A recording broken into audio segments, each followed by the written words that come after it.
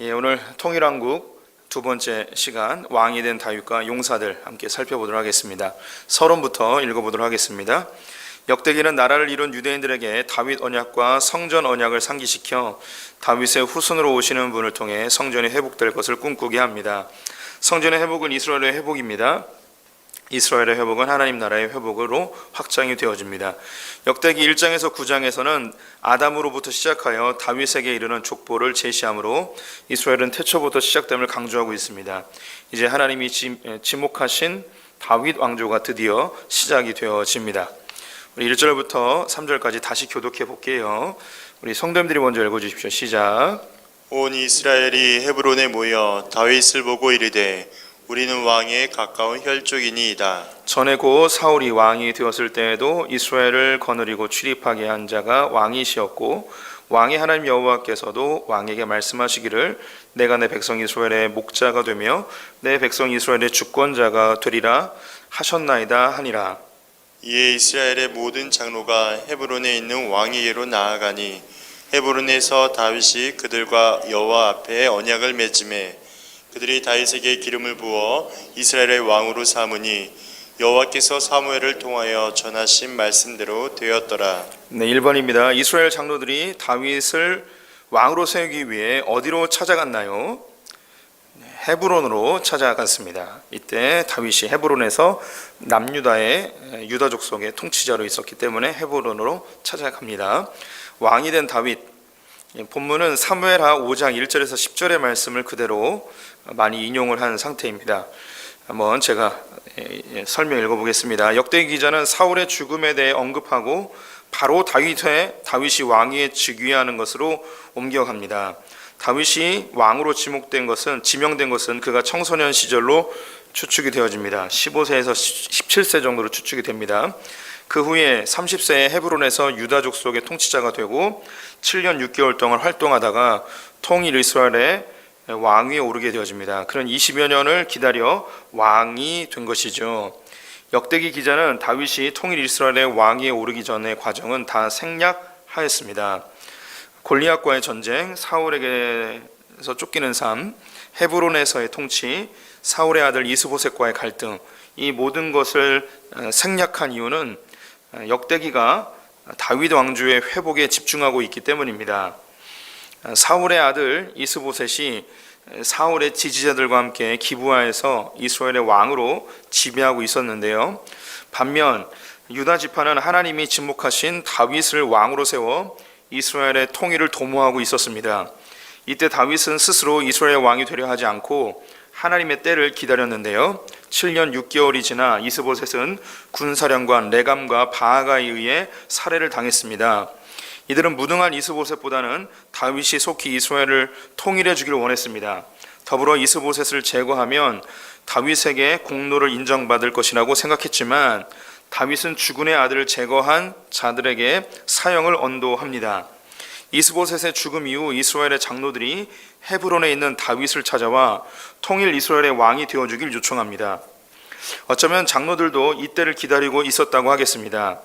이들이 다윗을 왕으로 추대하며 세 가지의 이유를 언급하는데요. 첫째, 우리는 왕에 가까운 혈족입니다. 이 말은 남유다와 북이스라엘이 원래 한 가족이라는 것이죠. 둘째, 사울이 왕이 되었을 때에도 이스라엘을 거느리고 출입하였습니다. 이 말은 이미 사울 왕 때부터 이스라엘을 통치한 경험이 있으니 실력으로도 입증이 되었다는 것입니다. 셋째, 하나님 여호와께서도 이스라엘의 목자와 이스라엘의 주권자로 지목하셨습니다. 가장 결정적으로 하나님이 지목하신 왕이라는 것이었습니다. 다윗은 장로들의 추대로 왕이 되었고 33년 동안 통일 이스라엘의 왕으로 멋진 통치를 보여줍니다. 여기서 다윗의 신앙에 주목을 해야 하는데요. 다윗은 남유다의 통치자가 될 때에도 자신이 스스로 결정하지 않았습니다. 이스보셋이 왕위에 있을 때에 자신의 힘으로 이스보셋을 제거하고 왕위에 오르려고 하지 않았습니다. 또한 이스보셋이 죽은 이후에도 스스로 왕위에 오르려 하지 않았던 것이죠. 철저하게 하나님의 인도하심에 맡기는 삶을 살았습니다. 이것이 그리스도인들의 아무것도 하지 않은 영성입니다. 자신이 마땅히 해야 될 것에는 충성하고 자신의 유익을 위해서는 아무것도 하지 않는, 하나님께 맡기는 것이 이것이 그리스도인의 참된 영성, 아무것도 하지 않는 영성입니다. 이 부분 조금 더 설명을 해드리면, 이게 성경에 나오는 그 믿음의 선배들의 모습이에요. 그리고 하나님께서 이렇게 만들어 가십니다. 다윗은 17세 정도의 왕으로 지명을 받았죠. 그런데 그의 삶에서 스스로 왕이 되려고 한 적이 한 번도 없었습니다. 사울을 죽일 수 있는 두 번의 기회가 있었지만 이것을 활용하지 않죠. 하나님께서 기름 부어 세우신 자를 하나님께서 그 생명을 취하시든지 존재케 하시든지 이건 하나님의 몫이라는 것입니다. 또 사울이 죽었습니다. 아주 좋은 기회이죠. 자신에게는 400명의 군사들이 있고 또 지지하는 세력들도 있었습니다. 당장 이스라엘을 전복시킬 수 있는 그런 기회였지만 하지 않습니다. 또 유대의 장로들이 찾아와서 유대의 통치자가 되어달라고 하자 그때서 유대의 통치자가 됩니다. 이스보셋이 무능력하게 통치하고 있을 때도 충분히 제어할 수 있었는데 하지 않습니다. 이스보셋이 죽은 이후에 또 장로들이 이스라엘의 다른 장로들이 다 찾아와서 우리의 왕이 되주십시오라고 할 때 그때서야 비로소 하게 됩니다. 이런 약간은 소극적으로 보이는 이 모습이 하나님이 우리 그리스도인들에게 요구하는 거예요. 그렇다면 다윗이 매우 소극적이고 소심한 사람이었냐? 우리가 성경을 보시면 알죠. 그는 때로는 적극적으로 죄도 짓던 사람이었습니다. 그런 전쟁에 능한 자였고 아주 능동적인 사람이었죠. 이제 뒤에 나오게 되는데 수도를 예루살렘으로 옮기는 정도의 엄청난 대사업도 하게 되고 하나님 앞에 성전을 짓겠노라는 능동적인 모습도 보입니다. 그런데 자기의 유익 앞에서는 아무것도 하지 않는 참 신비한 모습을 보입니다. 그런데 우리의 본성은 어떠하냐? 나에게 유익이 되는 것은 능동적으로 먼저 움직이려 하고 또 나에게 손해가 되는 것은 매우 수동적으로 감춰버리는 게 우리 인간의 본성이죠. 노아의 홍수 때 노아가 방주 안으로 들어가는데 성도님들이 성경을 좀 보시면 아시는데 하나님이 노아에게 방주로 들어가라 라고 할 때 그때 들어갑니다. 그리고 1년 17일이 지났는데 이미 아라랏산에 머물러 있었고 비둘기가 이 새싹을 물고 왔어요. 그래서 충분히 나갈 수 있는 환경이 조성이 되었습니다. 그런데 노아는 나가지 않습니다. 하나님이 나가라 할 때까지 기다렸다가 나가게 되어집니다. 이게 그리스도인들이 본받아야 될 믿음의 선배들의 모습이에요. 예수님도 똑같죠. 예수님은 수많은 사람을 이적으로 고치시고 문제를 해결해 주셨습니다. 그런데 자신의 문제, 십자가를 지는 것 앞에서는 자신의 능력을 아무것도 사용하지 않으십니다. 오직 하나님이 뭘 하기 원하시는가 여기에 집중하고 여기 이 하나님의 뜻대로 자신을 맡기죠. 아무것도 하지 않는 신기한 모습을 보이십니다. 우리 그리스도인들이 이런 거예요. 이미 책을 읽으신 분들은 아무것도 하지 않는 영성이 무엇인지 아실 겁니다. 여기 이미 써놨는데 하나님이 하라 하신 일에 대해서는 아주 능동적이고 적극적으로 하는 거예요. 그리고 하지 말란 것은 아무것도 하지 않고 나의 유익을 위하여서 민감한 상황에서는 하지 않는 거죠. 가끔씩 성도님들이 이렇게 해야 됩니까? 저렇게 해야 됩니까? 혹은 이걸 결정해야 됩니까? 저걸 결정해야 됩니까? 막 고민되는 문제를 가지고 찾아오실 때가 있어요. 그러면 제가 종종 드리는 말이 어떻게 해야 될지 모를 때는 그냥 가만히 계시라고, 아무것도 하지 말고 주님이 말씀하실 때까지 기다리라고. 성경에서 자주 우리에게 요구하는 게 너희는 가만히 있어 입니다. 여호와가 하나님 되심을 알지어다 라는 이 말씀을 우리에게 입증시켜 주고 싶어 하십니다. 이게 연습이 안 되면 하나님 어떻게 하시냐면 우리를 아예 절벽으로 몰고 가십니다. 내 스스로 아무것도 할 수 없는 상황이 될 때까지 몰고 가십니다. 그때 이제 하나님이 시키는 대로 해야 될 수밖에 없는 상황, 이러지도 저러지도 못하고 나의 완전한 무능력이 입증되어지는 상황으로 주님이 우리를 몰고 가시죠. 내가 아무것도 하지 못할 때 놀라운 일이 벌어집니다. 그러면 누가 하셨는가? 하나님이 하신 것이죠. 매우 수동적이지만 매우 능동적인 참 신기한 하나님의 삶인, 하나님께서 우리에게 요구하시는 삶인데요. 우리 다윗을 통해서 그런 모습들을 더 많이 발견하셨으면 좋겠습니다. 혹시 이런 부분에 책의 도움을 받고 싶으시다면 그 유진 피터슨이 쓴 현실의 뿌리박은 다윗의 영성이라는 책이 있습니다. 이런 책을 보시면 좀 더 도움이 되지 않을까 싶습니다. 계속 읽어볼게요. 다윗과 이스라엘의 언약. 다윗은 자신을 찾아온 이스라엘의 장로들의 요청을 받아들여 통일 이스라엘의 왕이 되기로 결정합니다.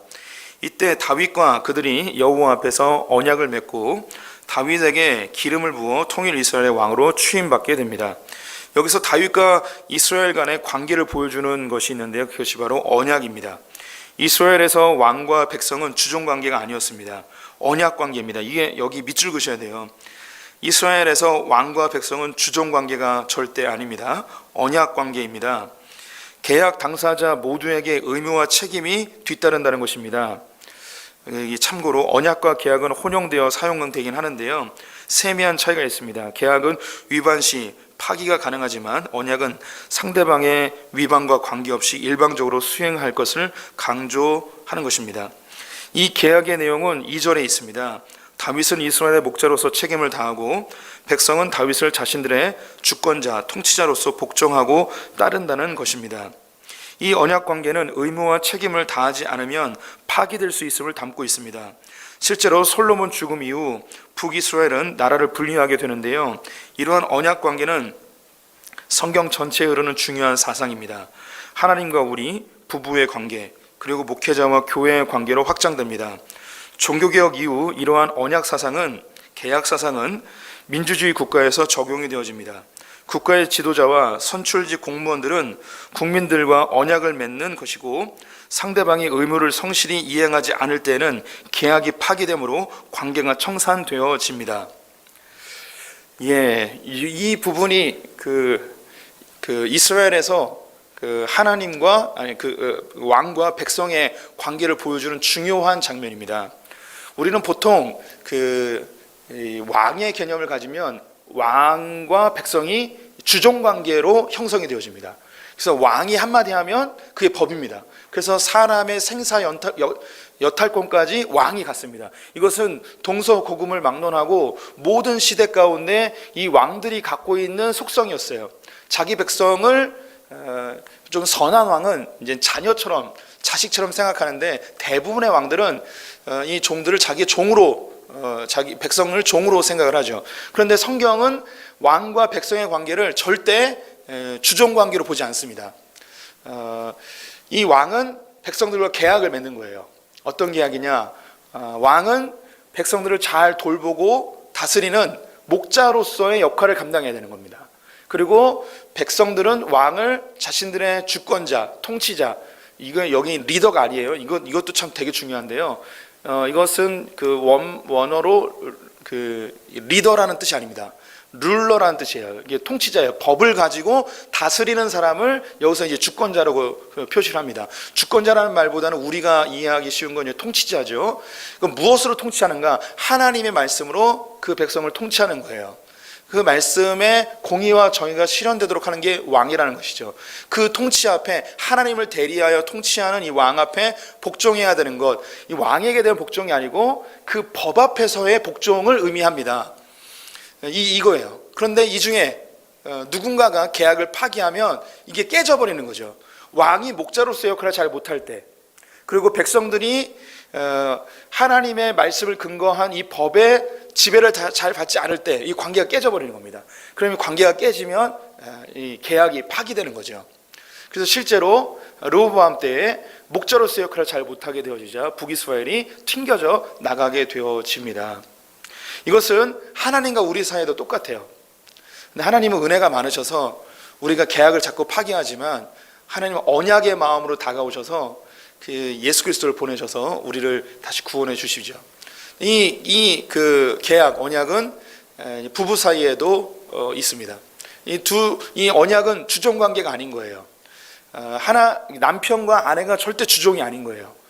서로 동등된 책임과 의무가 다 주어지는 것이죠.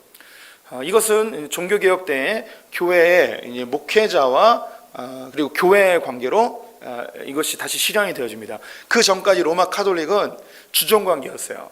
완전히 계급으로 되어져 있는 거죠. 교황 밑에 추기경 밑에 사제들 이렇게 되어 있고 그 밑에 평신도들이 있습니다. 그래서 이 주종 관계를 결코 깰 수가 없어요. 그런데 이 그 종교 개혁 이후에 교회 공동체가 목사를 청빙할 수 있게 됩니다. 그래서 여기서 계약을 맺는 거예요.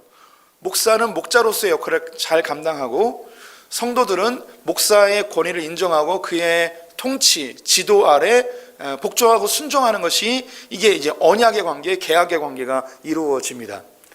그래서 이 칼빈이 제네바에서 교회를 중심으로 한 이 민주주의 형태를 발전시키면서 선출직 공무원들을 만들게 됩니다. 이 선출직 공무원들과 국민들 사이에 계약이 맺어지는 거예요.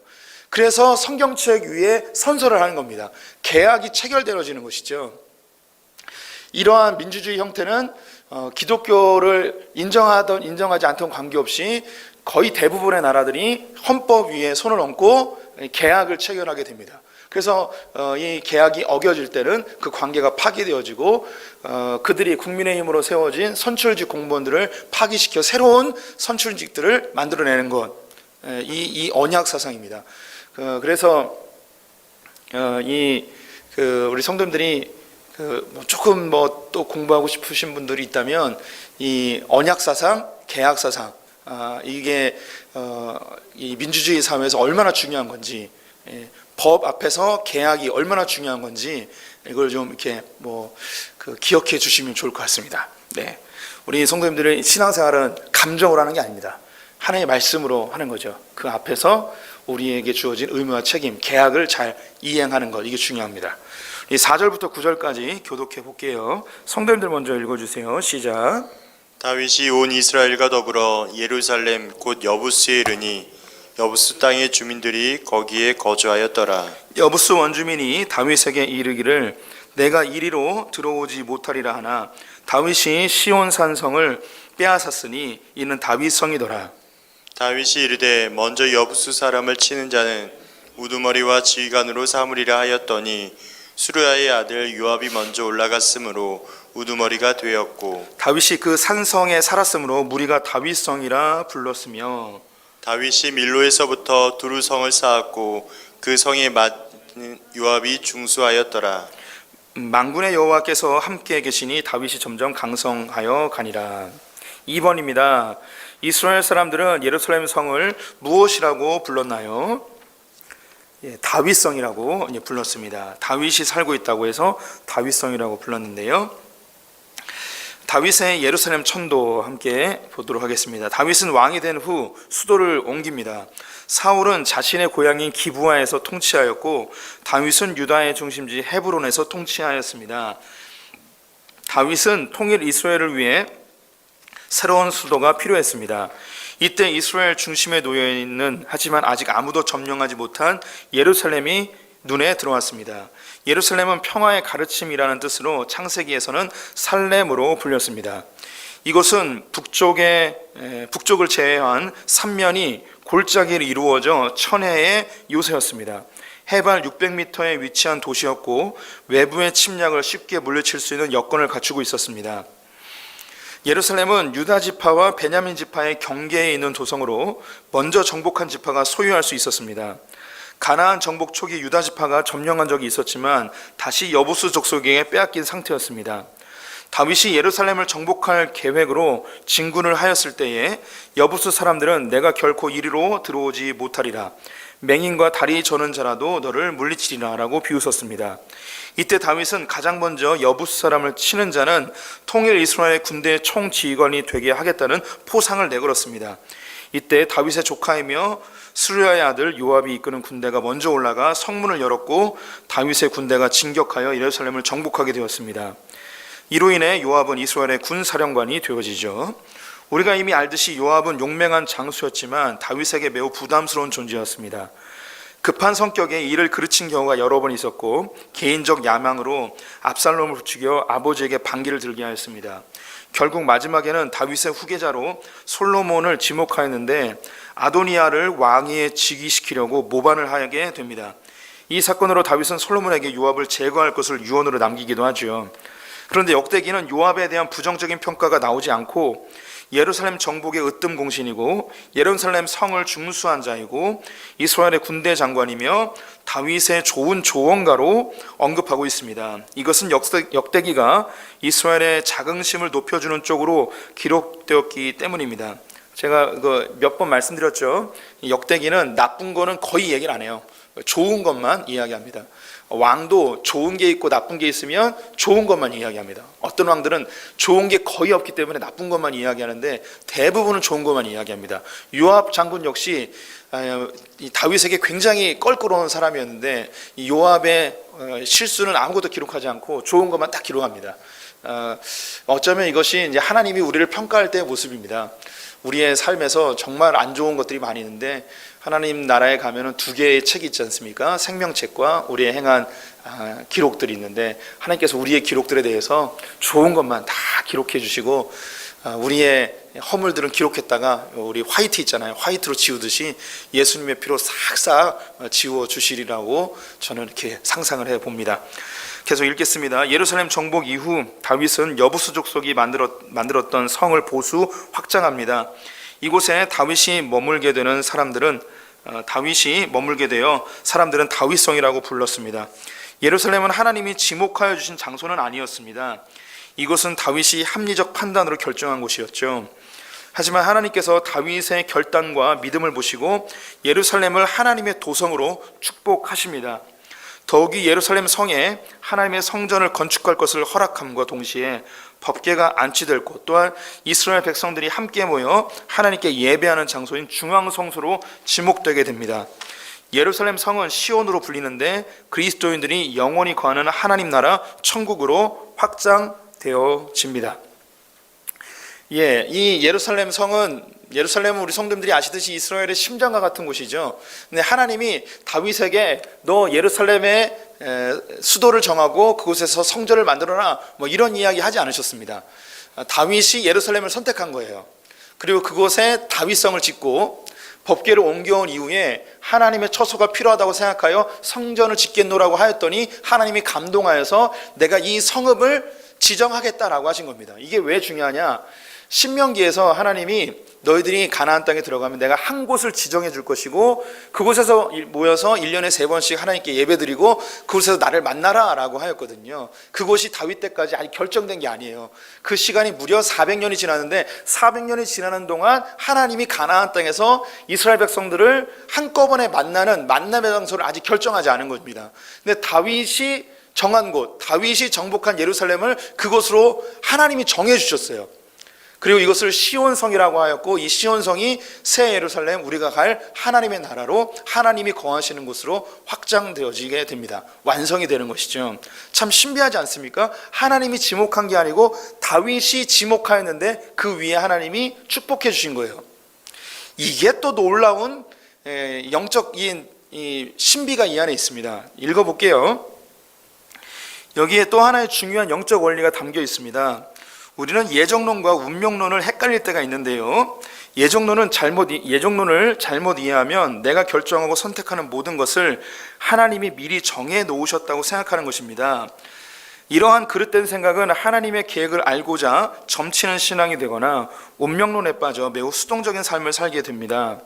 하나님이 우리의 삶에 개입하시는 두 가지 방법이 있는데요. 나의 의사와 관계없이 불가항력적인 은혜로 다가오시는 경우입니다.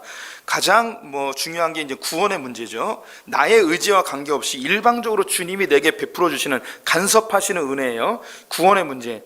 그리고 또 대표적인 것이 부모님과의 만남. 내가 선택할 수 있는 게 아닙니다. 내가 자녀를 낳는 거 내가 선택할 수 있는 게 아니고요. 어느 국가에 태어나는가 그리고 어느 시대에 태어나는가 이런 거 내가 선택할 수 있는 게 아닙니다. 하나님의 불가항력적인 간섭이 있어야만 이런 것들이 일어나는 것이죠. 반면에 또 다른 한 가지가 있는데 하나님 우리의 삶에 개입하시는 또 다른 한 가지, 다른 하나는 나의 선택에 축복해 주시는 것입니다. 하나님은 우리에게 영혼육을 주셨고 총체적인 지혜로 판단하고 결정하도록 하셨습니다. 이 선택을 하나님은 인정하시고 그 위에 축복하십니다. 내가 선택하는 거예요. 내 모든 지혜를 총동원해서 판단하여 가장 좋은 것으로 선택하는 거죠. 내가 선택하는 거예요. 가장 대표적인 게 결혼입니다. 내가 선택하는 겁니다. 내 직업, 어느 대학을 갈 것인가, 어떤 사람과 사귈 것인가, 그 외에도 우리의 삶에 많은 선택들이 있죠. 이런 것이 있습니다. 가끔 이러한 것에도 하나님이 강권적으로 개입하신 때도 있습니다. 하나님이 정말 강권적으로 개입해서 누구와 만나서 결혼하게 하거나 어느 직업으로 인도하거나 어느 대학을 어떤 사람을 만나도록 하나님이 강권적으로 인도하실 때가 있지만 거의 대부분의 경우는 우리가 선택하면 하나님이 그 위에 기름을 부어주십니다. 나의 선택을 인정해 주시는 거죠. 계속 읽겠습니다. 이러한 선택의 순간에 우리는 두려움과 갈등을 겪게 됩니다. 이때 하나님의 섭리가 작동됩니다. 잘못된 선택 혹은 실수 또는 죄악까지도 하나님은 합력하여 선으로 바꿔주시는 놀라운 능력을 발휘하십니다. 여기에 돌이킬 수 없는 심각한 실수나 죄악을 막아주시는 하나님의 보존하심, 보호하심이 또한 작동합니다. 이것이 기독교의 예정이라는 것입니다. 예정 안에는 섭리, 보전, 통치가 함께 진행되어집니다. 이 예정은 우리에게 엄청난 자유를 주는 거예요. 예정을 잘못 이해하거나 혹은 예정에 대해서 극단적 예정주의자들이 있어요. 이건 하이퍼 칼비니즘이라고 하는데 길 가다가 돌뿌리에 걸려 넘어지는 것까지도 하나님이 예정하셨다 이렇게 이야기하는 거예요. 내가 정류장에 갔는데 정류장에서 도착했는데 방금 전에 버스가 떠났어요. 그런데 이때 하나님이 계획하신 거야. 하나님이 나를 교통사고 안 나게 하기 위해서 나를 조금 게으름 피게 하신 거야. 이따위 소리 하면 안 되는 거예요. 예. 나의 실수도 우리가 막 하나님이 내 이 실수까지도 하나님 다 계획하셔서 이 실수를 이용하시는 거야. 이렇게 이야기하면 이게 하이퍼 칼비니즘이라고 하는 우리의 결정과 우리의 자유가 완전히 소멸되어지는 꼭두각시가 되어버린 겁니다. 예정은 그런 게 아니에요. 근데 왜 예정이 우리에게 자유를 주는가? 우리는요 두려움의 존재라서 무엇인가 선택하고 결정할 때 나에게 해가 되는 걸 굉장히 두려워합니다. 하나님의 뜻을 알고 싶어하는 제일 중요한 건 진짜 하나님의 뜻을 알고 싶은 게 아니에요. 우리는 신앙생활을 오랫동안 하면서 자연스럽게 습득되는 게 뭐냐면 하나님의 뜻대로 하면은 성공하고 하나님의 뜻대로 하지 않으면 실패하고 괜히 삥 돌아가고 헛수고하고 막 이런 거죠.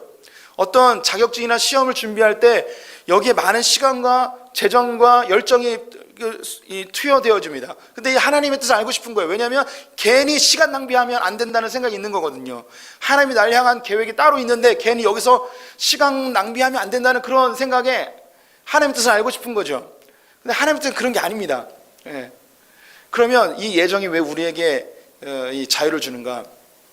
하나님은요 우리의 삶에 내가 할 수 없는 것에 불가항력적으로 개입하십니다. 하지만 거의 대부분의 경우는 나의 지혜와 나의 선택을 주님께 축복해 주세요. 내가 선택하는 걸 주님이 인정해 주세요. 내가 누군가와 결혼하고 싶은 마음이 있으면 내가 누군가 결혼했어요. 그럼 이게 하나님이 인도하신다 이런 개념보다는 내가 선택한 것에 주님이 기름 부어주시죠. 주님께서 이걸 인정해주고 계약을 하는 순간, 결혼하는 순간 이때부터 나의 운명이 돼버리는 거예요. 이때 돌이킬 수 없는 거죠. 근데 내가 잘못 선택했어요. 내가 실수가 있어요. 그런데 이때 하나님께서는 이걸 막아주시고 하나님이 이걸 다시 하나님의 계획한 대로 가장 선하게 인도해 주세요. 이걸 하나님의 섭리라고 하는 거예요. 그래서 우리는 자유함이 있는 거예요. 내가 잘못 선택하고 실수하고 혹시 그릇된 죄를 졌을지라도 모든 것을 합력하여 선으로 바꾸시는 하나님의 놀라운 능력이 있기 때문에 나의 선택과 결정에 대한 두려움이 사라지는 거예요.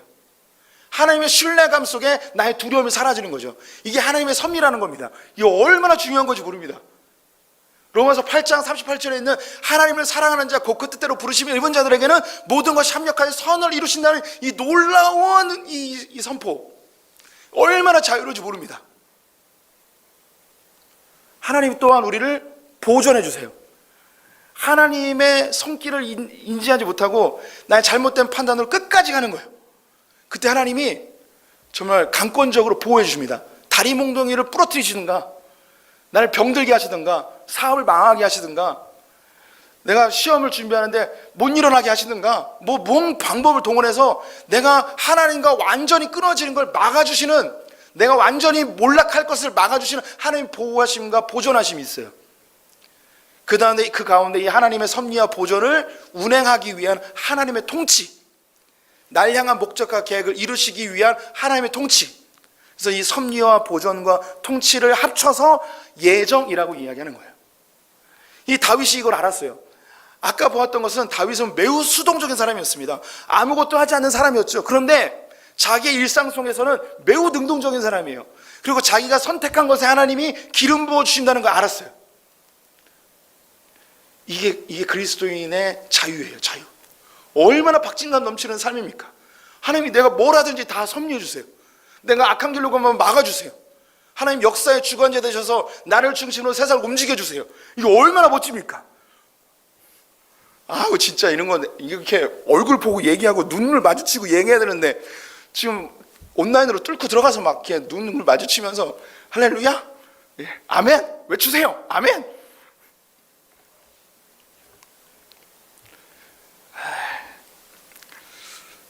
이게 복음이에요. 얼마나 이 복음이 우리를 자유케 하고 얼마나 이 판타스틱하고 다이나믹하게 우리의 삶을 살게 하는지. 예. 그래서 그리스도인들은 능동적으로 바뀔 수밖에 없어요. 하나님을 신뢰하니까. 가끔 실수해도 되고. 그래서 루터는 그런 얘기했어요. 과감하게 죄를 지라고. 오늘 이렇게 괜히 죄 짓지 마시고, 예, 우리는 죄 경계선에서 질까 말까 막 고민하면서 그래요. 근데 하나님을 신뢰하면요, 그래 하나님의 십자가 은혜를 우리가 알면 과감하게 죄를 질 수 있어요. 네. 그래서 뭐 죄 짓고 죄책감도 없이 그런 게 아니라 죄를 짓고 죄에 대한 대가를 우리가 지불할 그런 각오까지 돼 있으면 하나님 앞에 담대할 수 있는 거예요. 네. 그래서 그리스도인들은 담대합니다. 그래서 프론티어 정신이 있어요. 두려워하지 않아요. 10절부터 14절 읽어보겠습니다. 성도님들 먼저 읽어주세요. 시작. 다윗에게 있는 용사의 우두머리는 이러하니라. 이 사람들이 온 이스라엘과 더불어 다윗을 힘껏 도와 나를 얻게 하고 그를 세워 왕으로 삼았으니 이는 여호와께서 이스라엘에 대하여 이르신 말씀대로 함이었더라. 다윗에게 있는 용사의 수요가 이러하니라. 항본 사람의 아들 야소부암은 30명의 우두머리라. 그가 창을 들어 한꺼번에 300명을 죽였고 그 다음은 아우아 사람 도도의 아들 엘르아살이니 세 용사 중 하나이니라. 그가 바스담밈에서 다윗과 함께 있었더니 블레셋 사람들이 그곳에 모여와서 친히 거기에 보리가 많이 난 밭이 있더라. 백성들이 블레셋 사람들 앞에서 도망하되 그가 그 밭 가운데에 서서 그 밭을 보호하여 블레셋 사람들을 죽였으니 여호와께서 큰 구원으로 구원하심이었더라. 예, 3번입니다. 다윗과 함께한 세 용사의 이름은 무엇인가요? 예, 야소부암, 엘르아살, 한 명 더 있는데요. 안 나와 있어요. 삼마라는 사람입니다. 다윗이 왕위에 올라 예루살렘으로 천도를 한 장면에 이어 다윗과 함께했던 용사들을 소개합니다. 이 장면은 사무엘하 23장에서 후반부에 부록처럼 언급된 부분인데요. 이것을 앞으로 끌고 온 것입니다. 효과가 두 가지가 있는데 첫째는 다윗이 왕위에 오르기까지 겪었던 많은 세월들을 용사들의 이름으로 축약하여 설명합니다. 또한 다윗을 도운 수많은 용사들을 소개함으로 다윗 왕의 위대함을 부각시켜주고 있습니다. 가장 먼저 다윗과 함께 가까운 거리에서 함께했던 용사 3명이 소개되는데요. 야소부암, 엘르아살 그리고 삼마입니다. 역대기의 본문에는 사무엘서와 몇 가지의 차이가 있는데요. 야소부암의 이름이 사무엘서는 요셉 바세벳으로 되어 있고요. 그가 창으로 한꺼번에 죽인 사람이 300명인데 사무엘서는 800명으로 되어 있습니다. 요셉 바세벳에서 야소부암으로 달라진 것은 세월이 지나며 글자가 훼손되었거나 발음의 변화가 발생한 것으로 보입니다. 요세브 바세벳 그리고 그 야소부암이라고 변형이 되는데요. 요세부, 야소부 이름이 비슷하죠. 그래서 약간의 변형이 생긴 것 같습니다. 세월이 지나면서 800명이 300명으로 축소되었는데요. 이것은 시간이 지나면서 야소보암 군대의 전체 업적에서 야소보암 개인의 업적으로 좀 더 명확하게 기록한 것으로 보는 것이 좋을 것 같습니다. 사무엘서에는 삼마가 등장하는데 역대기에서는 삼마가 빠져 있습니다. 왜 빠졌는지 정확히 알 수 없지만 아마도 엘르아살과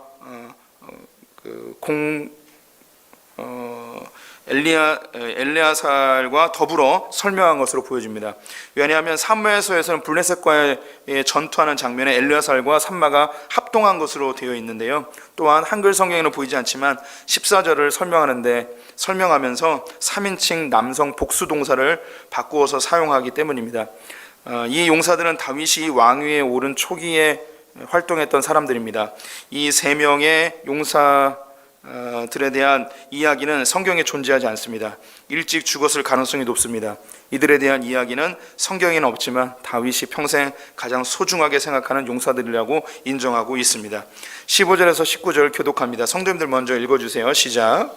35두머리 중 세 사람이 바위로 내려가서 아둘람 굴 다윗에게 이를 때에 블레셋 군대가 르바임 골짜기에 진쳤더라. 그때 다윗은 산성에 있고 블레셋 사람들의 진영은 베들레헴에 있는지라.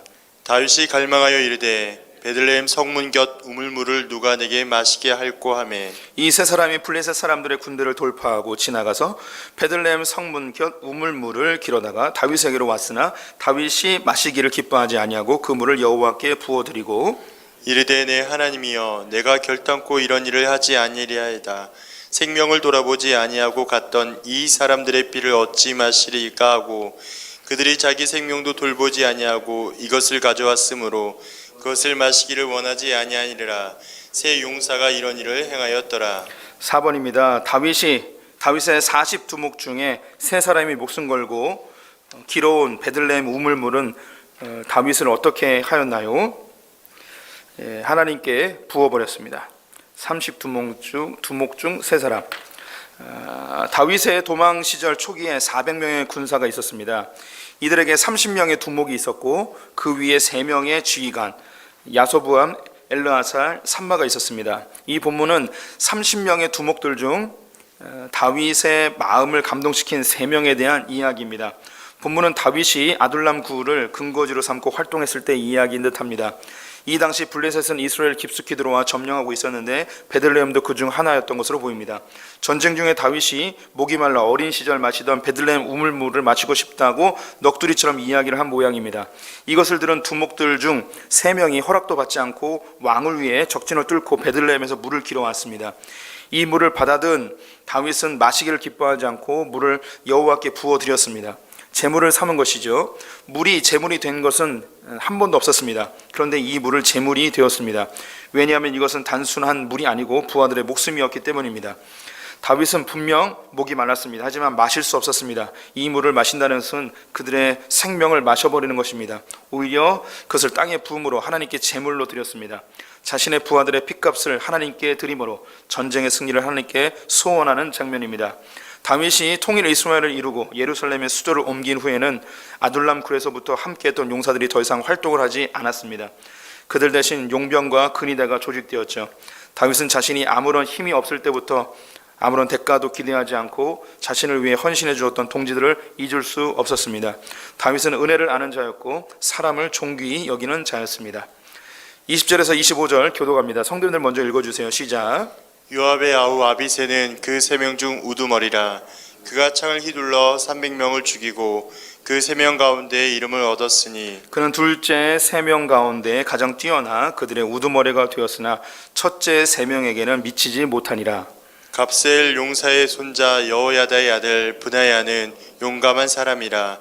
그가 모압 아리엘의 아들 둘을 죽였고 또 눈 올 때에 함정에 내려가서 사자 1마리를 죽였으며 또 키가 큰 애굽 사람을 죽였는데 그 사람의 키가 5규빗이요 그 손에 든 창이 배틀채 같으나 그가 막대기를 가지고 내려가서 그 애굽 사람의 손에서 창을 빼앗아 그 창으로 죽였더라.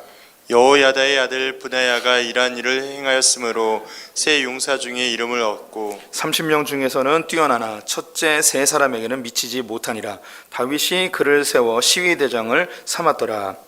5번입니다. 다윗의 용사 중 눈이 올 때에 구덩이에 내려가서 사자 1마리를 죽인 용사는 누구일까요? 브나야라는 사람입니다. 아비새와 브나야. 다윗의 용사 30명 중에 눈에 띄는 2사람을 더 언급합니다. 첫 번째는 아비새인데요. 그는 요압 장군의 동생인 아비새였습니다. 아비새는 창으로 300명을 죽일 정도로 용맹한 자였습니다. 그는 베들레헴으로 물을 기르러 갔던 3명 중에 빈자리를 채우는 우두머리가 됩니다. 하지만 첫 번째 언급한 3명에게는 미치지 못하였습니다.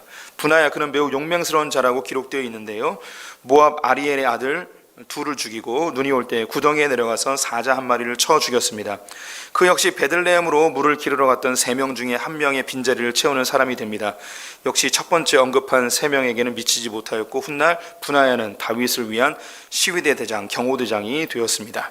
26절에서 47절 좀 길죠? 한번 교독해 보겠습니다. 제가 먼저 있습니다. 또 군사 중에 큰 용사는 요압의 아우 아사엘과 베들레헴 사람 도도의 아들 엘하나난과 하롤 사람 사묵과 블론 사람 헬레스와 드고아 사람 이게스의 아들 이라와 아나도 사람 아비에셀과 후사 사람 십부게와 아오아 사람 일레와 드도바 사람 마하에라와 드도바 사람 바하나의 아들 헬렉과 베냐민 자손에 속한 기브아 사람 리베의 아들 이데와 바르돈 사람 브나와 가스 시네가에 사는 후레와 아르바 사람 아비엘과 바하룸 사람 아스마액과 사알본 사람 엘리아바와 기손 사람 하셈의 아들들과 하랄 사람 사게의 아들 요나단과 하랄 사람 사갈의 아들 아이암과 우리 아들 엘리발과 무게라 사람 헤벨과 블론 사람 아이야와 갈멜 사람 헤스로와 에스베의 아들 나아레와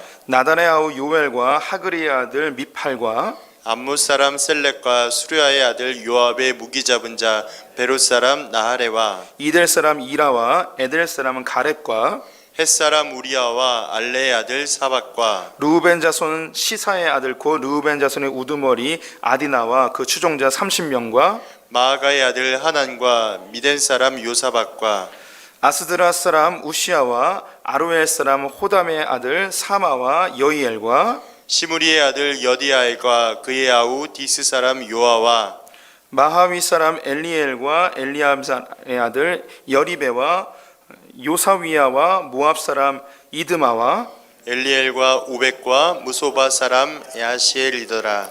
6번입니다. 다음에 언급된 사람들의 공통점 무엇일까요? 암몬 사람 셀렉, 헷 사람 우리와 모압 사람 이드마. 공통점은 이방인들입니다. 30 우두머리. 마지막으로 다윗과 함께했던 30명의 장수들을 나열하고 있습니다. 그 숫자가 30인데 43절부터 16명이 추가되어집니다. 그 이유는 명확히 언급되어 있지 않지만 이 부분은 사무엘서에는 없습니다. 이들은 누구일까요? 추측컨대 이들은 전쟁의 과정에서 전사한 장수들을 대신한 인물들일 가능성이 가장 높아 보입니다. 이들 중에는 암몬 사람 셀렉, 베롯 사람 나헬레, 이들 사람 이레와 가렙, 헷 사람 우리야, 미덴 사람 요사밧, 아스드라 사람 우시아, 여로엘 사람 사마와 여이엘, 디스 사람 여디아엘과 그의 동생 요하, 마의 사람 엘리엘, 모압 사람 이드마, 무소바 사람 야시엘 등은 이방인들입니다. 다윗이 다윗 될 수 있었던 것은 묵묵히 다윗과 함께 해준 그의 동역자들이 있었기 때문입니다. 역대기는 통일 이스라엘을 이루는 데 있어서 그들의 수고, 헌신을 높이 평가하고 있습니다. 역대기를 읽고 있는 디아스포라 유대인들은 이스라엘의 회복과 메시아의 탄생을 위해 자신들도 묵묵히 충성해야 함을 도전받는 구절이라 할 수 있겠습니다. 이 부분 우리가 굉장히 이렇게 어려운 이름까지 읽어야 되는가라고 생각이 되겠지만 저 천국에 있는 이 다윗의 용사들은 자기의 이름이 불려지는 걸 되게 좋아하겠죠. 천국 가면 우리 성도들의 이름도 기록되어 있을 거예요. 다른 사람들이 우리 이름 아무 관심 없는데 우리가 그 이름 누군가가 불러주면 기분 되게 좋겠죠. 그런 의미입니다. 여기 30명과 그리고 16명이 있습니다. 성경에 나와 있지 않지만 이건 아마도 이 30명의 우두머리 그리고 400명의 용사들이 있잖아요. 이 30명의 우두머리들이 전쟁하는 과정 속에 많이 죽은 것 같아요. 그래서 이 자신들의 군대 조직을 유지하기 위해서 이 30명을 계속 채워야 되는 거예요. 그래서 앞에까지 30명은 처음부터 하셨던 사람들이고 나중에 16명은 그 뒤에 죽은 사람들을 이렇게 채운 것으로 이렇게 보여집니다. 이게 다윗이 이 목록들을 보면 가슴이 굉장히 짠했을 것 같아요. 자기와 함께 전쟁하다가 죽어가고 그 자리를 또 누군가가 메꿔주고 이런 모습들 참 이렇게 짠합니다. 이게 설교를 준비하면서 저도 이제 다윗 같은 사람이 되고 싶은 마음이 있죠. 그러면서 부교육자들이 생각났습니다. 우리 부교육자들 저와 함께 했다가 어디로 또 가고 또 그 자리를 또 누군가가 채워주고 막 그러겠죠. 그래서 그 나중에 이제 소풍교회 교육자들 이름을 다 이렇게 정리하면 굉장히 가슴이 짠할 것 같은 그런 생각이 듭니다. 송효선 목사를 대신하여 누가 왔더라. 송미의 전도사를 뒤집어 엎어서 누가 왔더라. 막 이렇게 하고 내쫓고 누가 왔더라. 막 이렇게 막 하면은 이렇게 굉장히 멋있을 것 같아요. 그리고 성경에 이 교육자들의 특징을 하나씩 막 쓸 거 아니에요. 막 유력하게 뭔가 해놓은 사람이 있으면 막 쓸 거 아니에요. 홍석정 목사는 찬양을 굉장히 잘하였더라. 이렇게 막 이렇게 막 써놓을 거 아니에요. 참 그런 이렇게 준비하면서 뭔가 좀 짠함이 있었습니다. 그래서 지금도 이제 그 우리 교회를 거쳐간 부교육자들하고 계속 뭐 연락하고 가끔씩 만나고 하는데, 하나님 안에서 함께 동역하는 게 참 좋고, 이게 혼자 만들어지는 게 아니고 소풍교회가 또 우리 성도들과 또 우리 교육자들과 같이 함께 만들어져가는 그런 기쁨을 또 누리게 돼서 너무 감사합니다. 앞으로 소풍교회 더 멋지게 하나님이 사용하실 줄 믿습니다. 그러기 위해서는 저는 하나님 앞에서 우리 성도들과 이 계약의 관계를 잘 생각해서 저는 목자로서 역할을 잘하고, 우리 성도들은 또 부족하지만 저의 또 지도를 잘 따라서 하나님 본받는 삶 살고, 또 우리가 하나님께 대하여서 마땅히 해야 될 것은 충성하되 하지 말아야 될 것은 아무것도 하지 않는 지혜로움이 또 필요하고, 또한 우리의 결정과 선택에 주님이 기름 부어주심을 우리가 신뢰하고 정말 능동적인 자유함 속에서 신앙생활할 수 있는 그런 하나님의 용사들 다 됐으면 좋겠습니다. 오늘 수요일날 오신 분들 오늘 수지 맞은 것 같아요. 너무 말씀이 너무 은혜로운 것 같습니다. 괜히 혼자 은혜 받고 혼자 열매 받고 주여 기도하겠습니다.